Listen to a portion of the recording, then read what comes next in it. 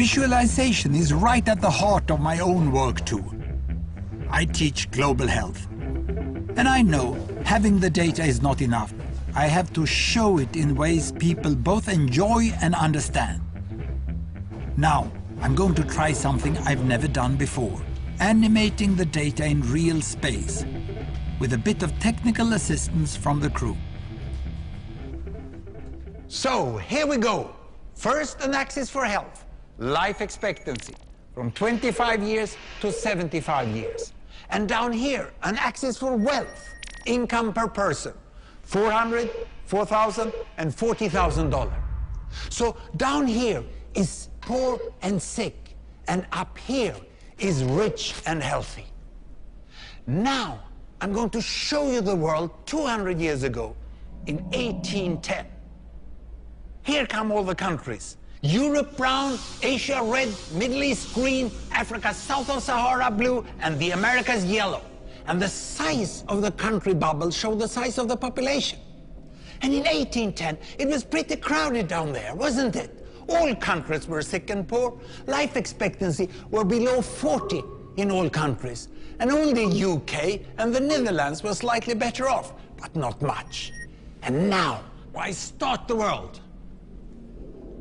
The Industrial Revolution makes countries in Europe and elsewhere move away from the rest.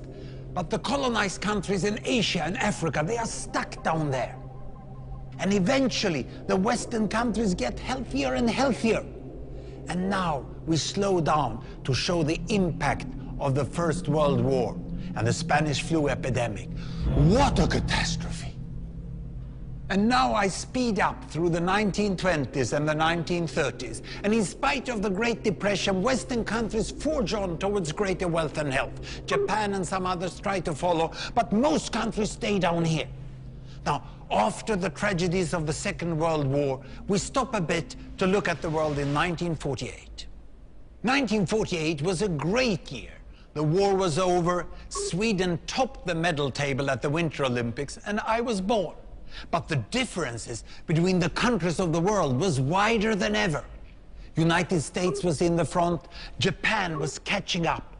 Brazil was way behind, Iran was getting a little richer from oil, but still had short lives. And the Asian giants, China, India, Pakistan, Bangladesh, and Indonesia, they were still poor and sick down here. But look what is about to happen. Here we go again. In my lifetime, former colonies gained independence, and then finally they started to get healthier and healthier and healthier. And in the 1970s, then countries in Asia and Latin America started to catch up with the Western countries. They became the emerging economies. Some in Africa follows. Some Africans were stuck in civil war and others hit by HIV. And now we can see the world today in the most up-to-date statistics. Most people today live in the middle, but there are huge differences at the same time between the best of countries and the worst of countries. And there are also huge inequalities within countries. These bubbles show country averages, but I can split them. Take China, I can split it into provinces. There goes Shanghai. It has the same wealth and health as Italy today.